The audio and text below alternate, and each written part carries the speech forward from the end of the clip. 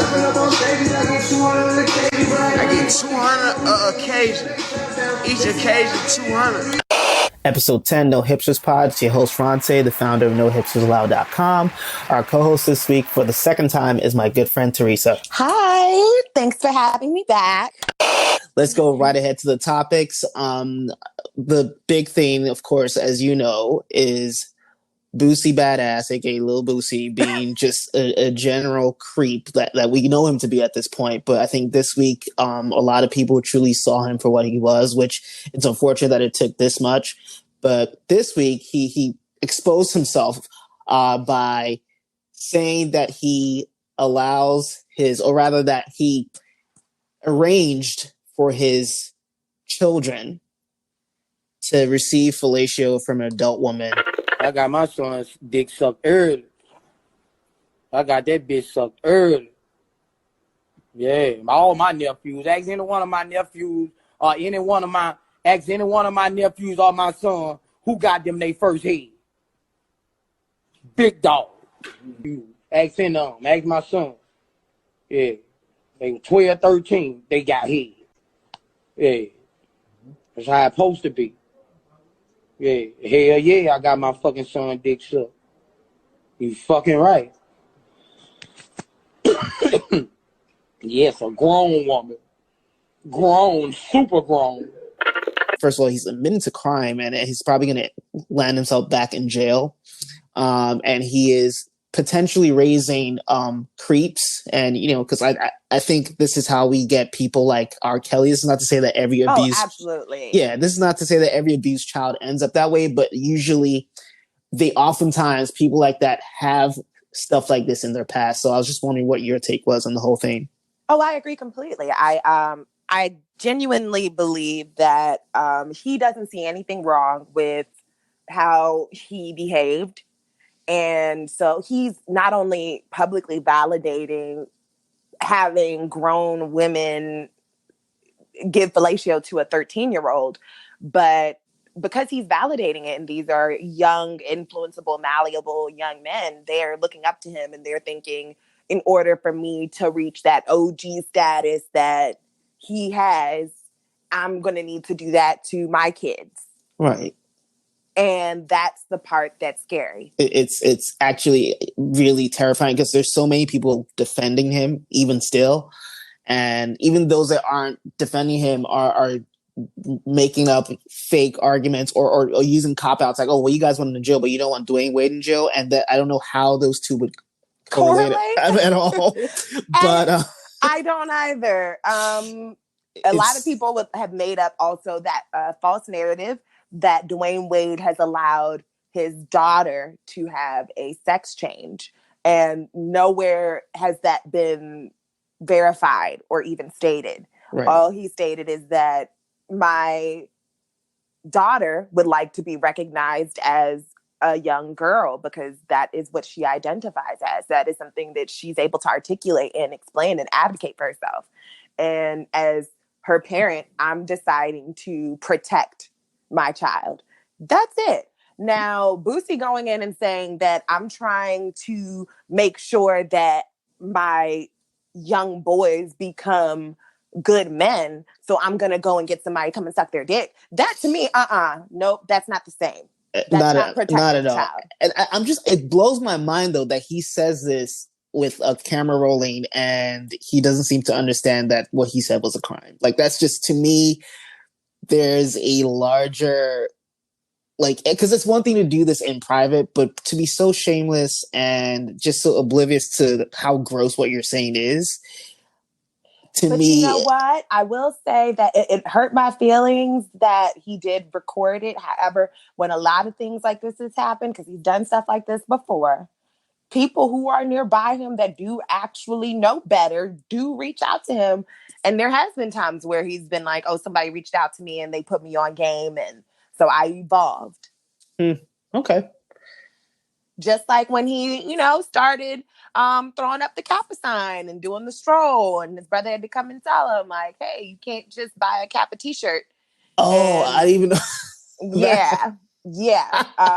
Few months back, he bought a Kappa t-shirt and wore it to a basketball game and he was front Oh. row, and every noob on earth was like, what is going on? You know what? I do remember that. And that is funny. And kudos to him for for learning to know better there. But that's so minor compared to what we're talking about now. Because I would hope that, because the fact that he doesn't know this is wrong means that he also can't protect them from being harmed. Yeah, if a woman was to aggressively now approach these 12, 13-year-old men, they now have been taught that it's gay for them to turn down those advances. Exactly. And that's essentially the message that he's sending. I'm fearful that you will be a homosexual man, so I'm going to go ahead and make sure that you do this.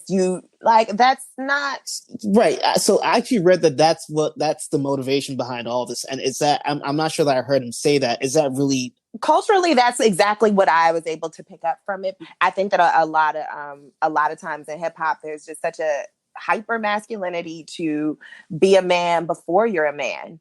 And the thing is that it unfortunately puts the idea inside young boys' heads that you can't say no, or you can't say that you're not ready, and that can be traumatic. So Tekashi is still making news after his big splash on IG Live about a week ago, and he seems so convinced that Billboard is trying to cheat him out of a number one. I'm gonna make this real quick because I'll be real disappointed if Billboard gets paid for number ones, somehow manipulate the charts. And he did provide receipts, in fairness to him, but I mean, I don't know.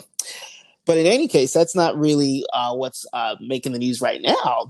What's top news is that he's exposing Snoop Dogg as a potential snitch.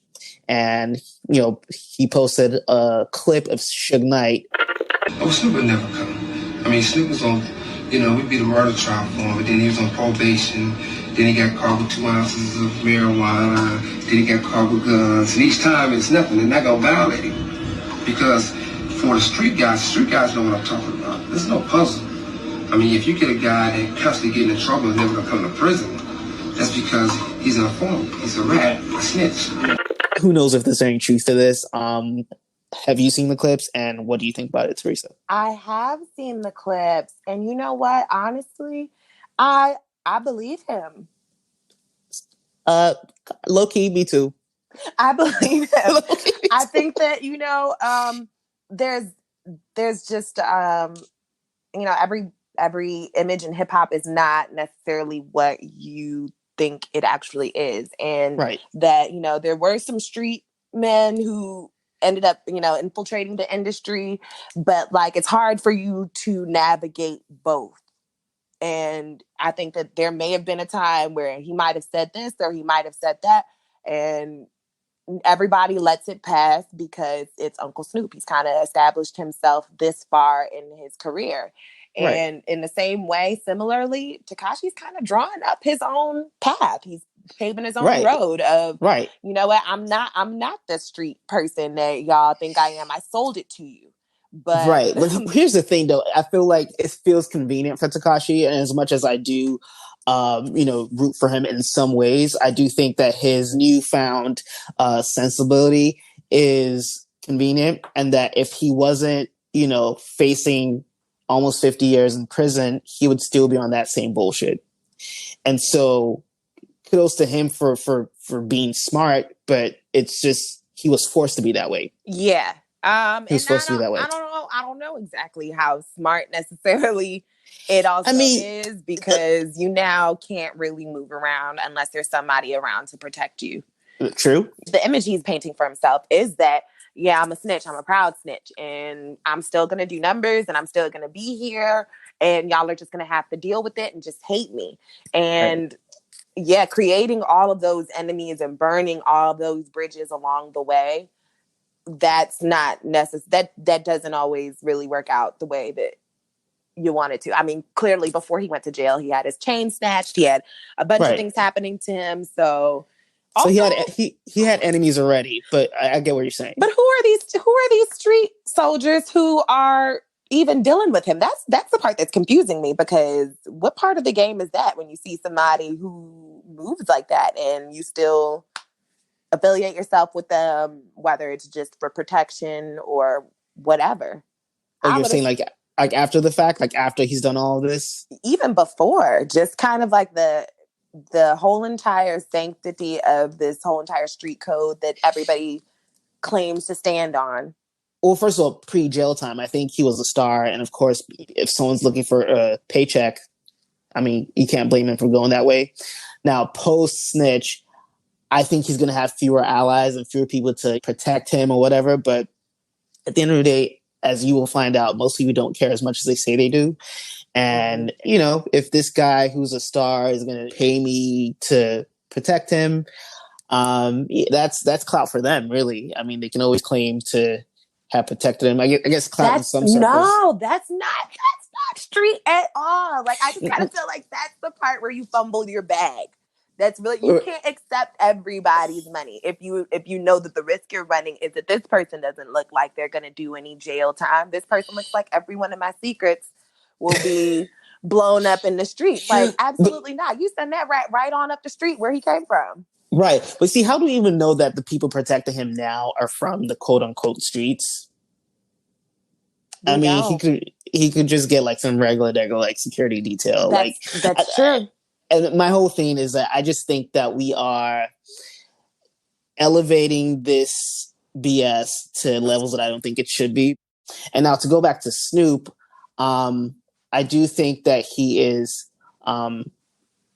he's putting on for people, and I think that he's benefiting from the fact that he started pre-internet, because if he started when people were all investigators and could pull up like court documents and post on the internet, I think we would know things about him that maybe he doesn't want us to know.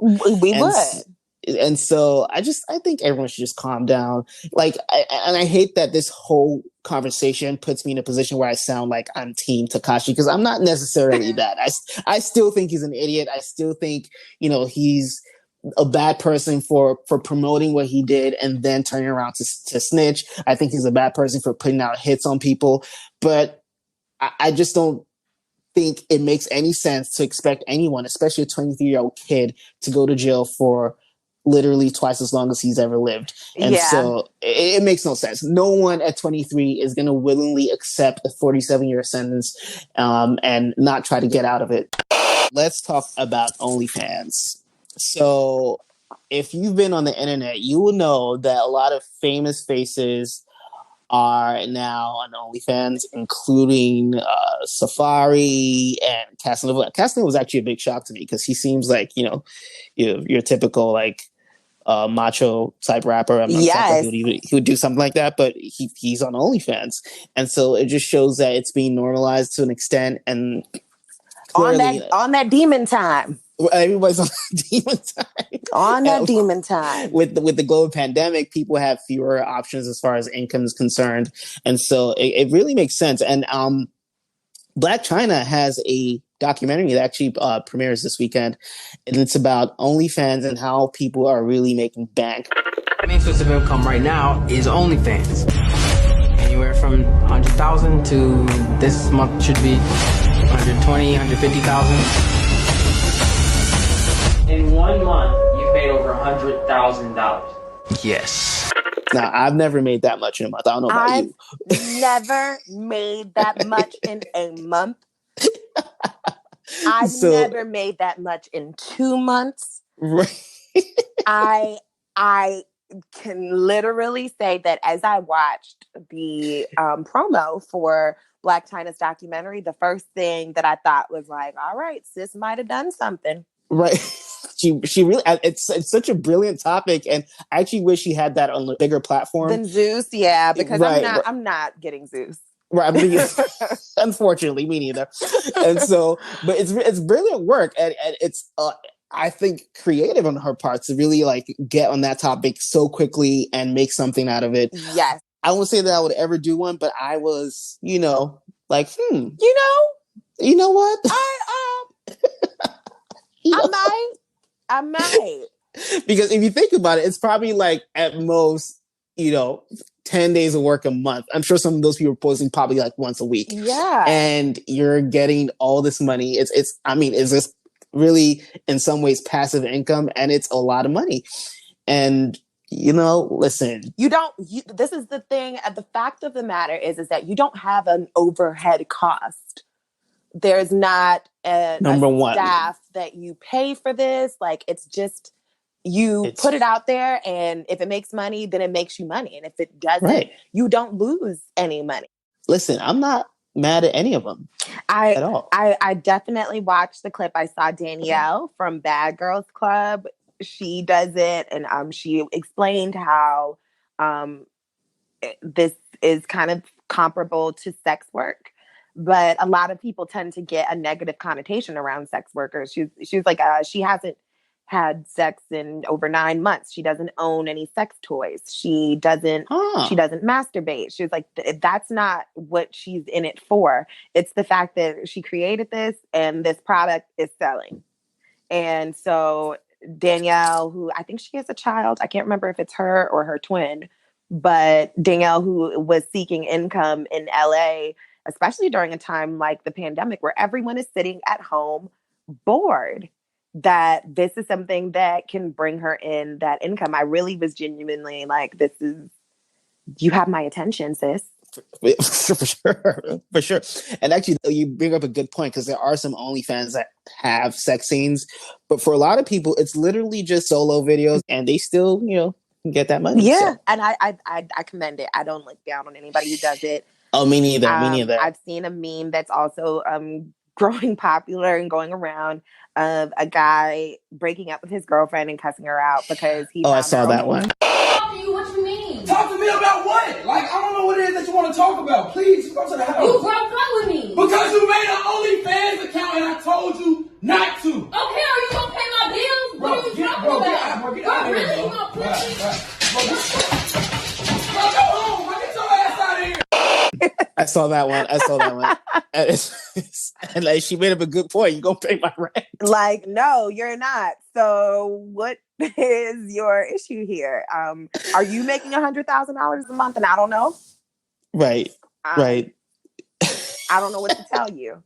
Why do you want me to be poor?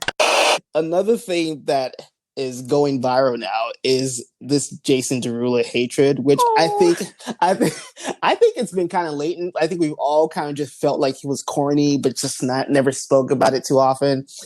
But this week, I don't know what it is, and they were all like unrelated. It's the Safari effect, I feel like. Maybe, because I saw it on Twitter, and then I saw someone say something about Jason Derulo on Instagram, and I'm like, oh, did you see that tweet? And the person said no, they just happened to be expressing their hatred randomly. And so I don't know what's in the air, but everyone decided that they're sick of Jason Derulo. Someone said that he's a human version of a sleeveless hoodie, and there isn't a more perfect. Oh my god! There isn't a more perfect. A trend that won't die, that's completely useless. Exactly. Like, absolutely useless. That's so mean. It extremely mean. But at the same time, I'm like, oh, actually, that's accurate. I think I've seen him wear a number of those. Right. It's really accurate. And, listen, I'll start by saying I have always thought that he was corny, but I also have always respected him as an artist. I do think he has. You're right. I liked him at first. So he's not a bad artist. I just think he has a corny way about him, and he's very, it's weird. It's almost like a shamelessness. Like, yo, what are you doing? I 100% call it the Safari effect now, because he was engaged to, Jordan Sparks. Yes, to Jordan Sparks. And it was actually really funny because I guess whenever they broke up and she had posted videos of her and her son, and people assumed or were asking her in comments, oh, is that Jason's kid? Whatever happened to Jason? And she kind of was like almost annoyed by it. Like, and I kind of in that moment knew he might be annoying, because the way that she kind of like blew it off, like, no, it's not. Like, I'm tired of this nigga. And I just kind of like was like, but I'd only listened to his music. We never really get a lot of interviews from him. We never really get a lot of like things that dive into his personality. Oh, now we get a hell of a lot of exactly like TikToks, now which there's is like, all of this Jesus. content that we're watching, and we're like, you know what? Actually, this is annoying, and I see why sis was annoyed. And it's kind of like all of those videos that came out about Safari after Nicki and him broke up. And it was videos of him randomly dancing. And then people started finding these old clips of him dancing in the background as her backup dancer. And I really honestly was sitting there looking at it, and I was like, wow, Safari's been corny like this the whole time. And see, I don't know how you guys don't spot. Yeah, I don't know how you guys don't spot these things sooner. But yeah, I've been new in both cases.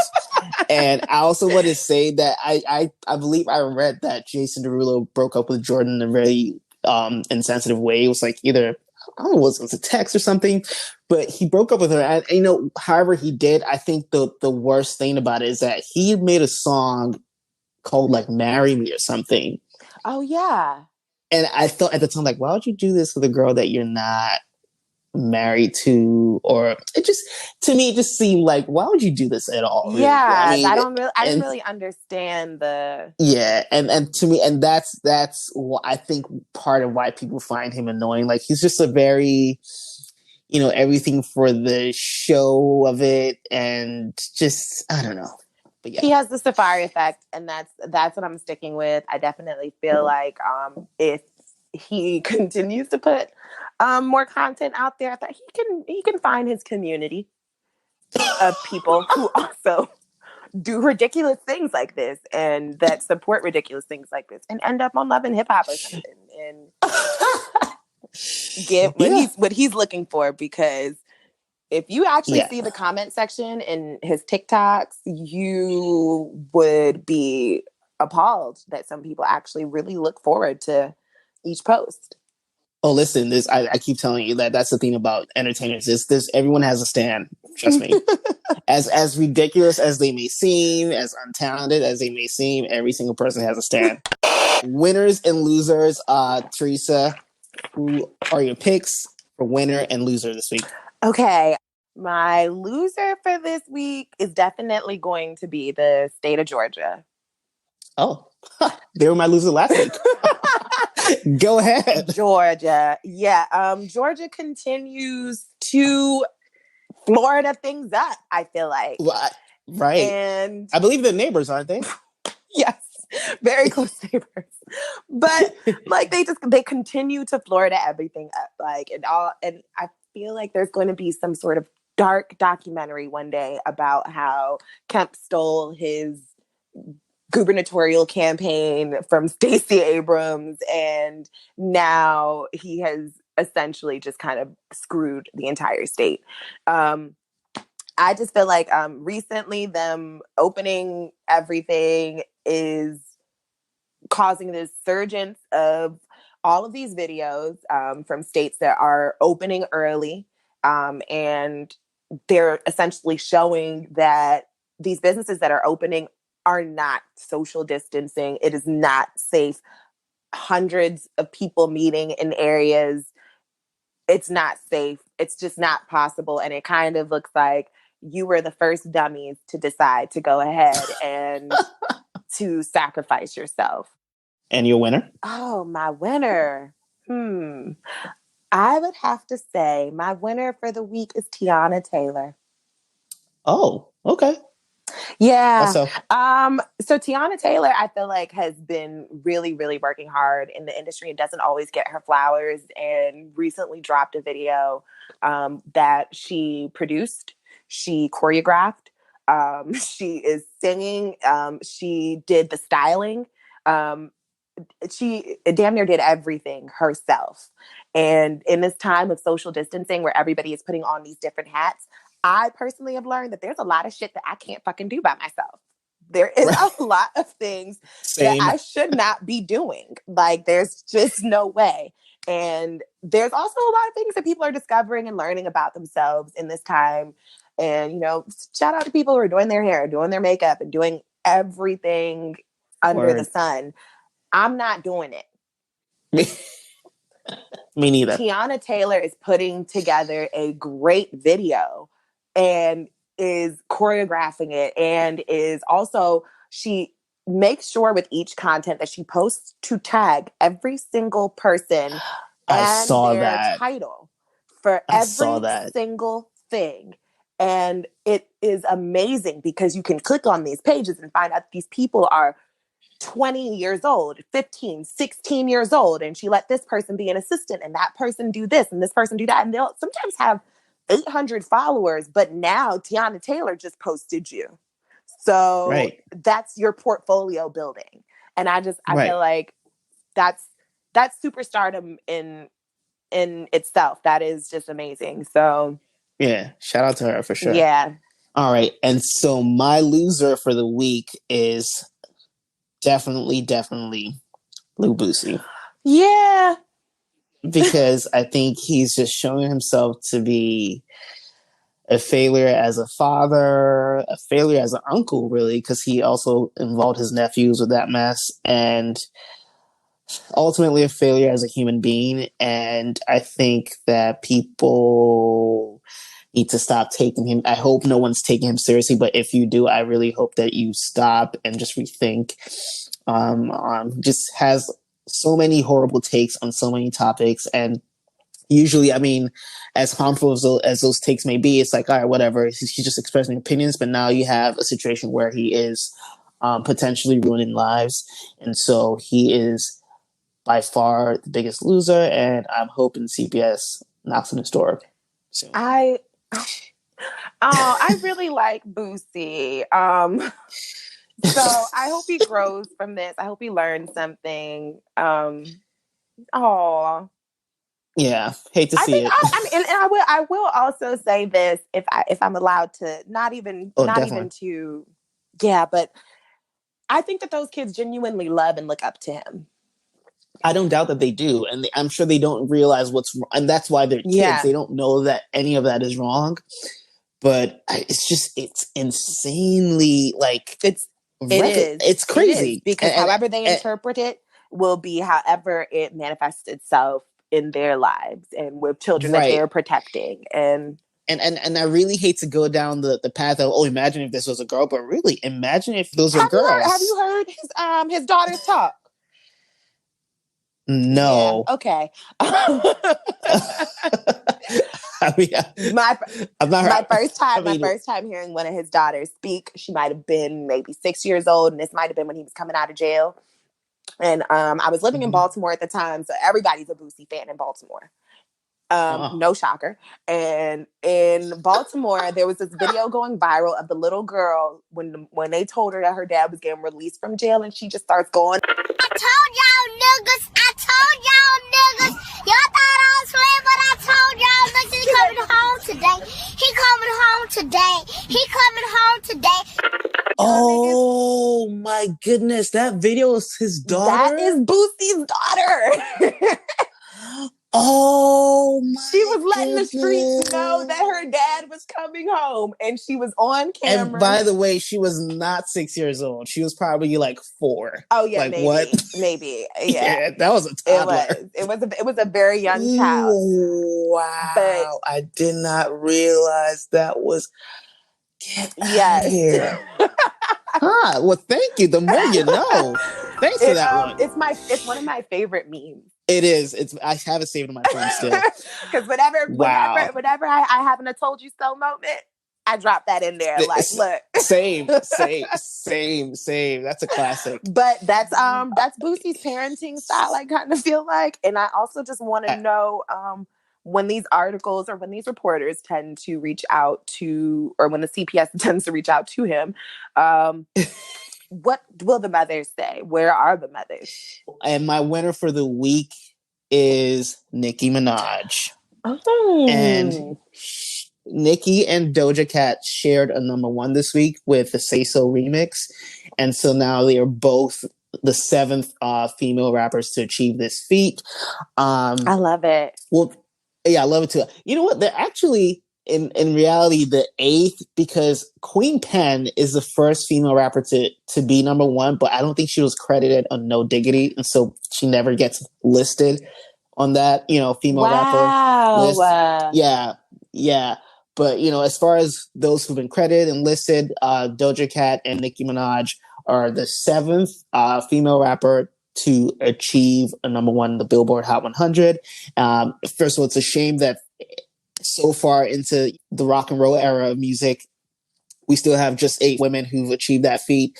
And it's sad, but also it's great because people can stop making fun of Nicki Minaj for not having a number 1. I'm wondering why people are kind of turning against Nicki in the first place. I mean, I do kind of understand that, yes, her personality is a bit abrasive and she's said a few things that rub people the wrong way. And yeah, maybe some of her close companions are a little bit problematic. But if we're talking about her talent, Nicki never fell off. Right. I mean, the talent, there was never a question. I mean, she did have a time where it just felt like, okay, these are not really, these aren't sticking. Like those singles she put out in 2016 and then never released an album because the singles just weren't sticking. And so, and listen, no one's ever going to be 100% all the time. But I think the industry has a way, or shall I say fans have a way of deserting artists when they reach like the 8 or 9 year mark in their careers, especially for female artists. So I think that's just what was happening to her. Time had passed and people felt like they wanted something new. And unfortunately, she didn't react to it in the best way and was kind of like doing all the things that she accused Lil' Kim of doing. And so that's why people got really negative on Nicki Minaj. But this is great PR around that altogether, because not only did she jump on a track with a new up and coming artist, but she has been very instrumental and very vocal about wanting Doja to be successful, wanting Megan to be successful. And yeah, I think she's kind of doing a little bit of image rehab. Yeah, which, I mean, she could use some of that. And, I hope New Body does numbers now that TikTok is obsessed with that song. New Body, that's Nicki joint? and Kanye, and apparently it was a demo that never really got released, but her verse on it, it's supposed to be Ty Dolla $ign, her and Kanye, and her verse on it, she bodied them. Of course, like her verse was just stronger than Ty's and Kanye. And so that went viral on somebody's TikTok, and then a whole bunch of other TikToks followed. And as social media goes, the song is now getting plays on YouTube because it's not on any other streaming platform. All right, that's our episode. Teresa, before we leave, plug your social media real quick. Yes, follow me at Reese_Rich, REESIE_RICH, and that's on Instagram and Twitter, and I'm also on Facebook. I don't participate much, but I'm with the grown folks, so if you want to find me there, it's Teresa Kona, and I'll see you guys whenever I see y'all. All right, episode 10. See you next time.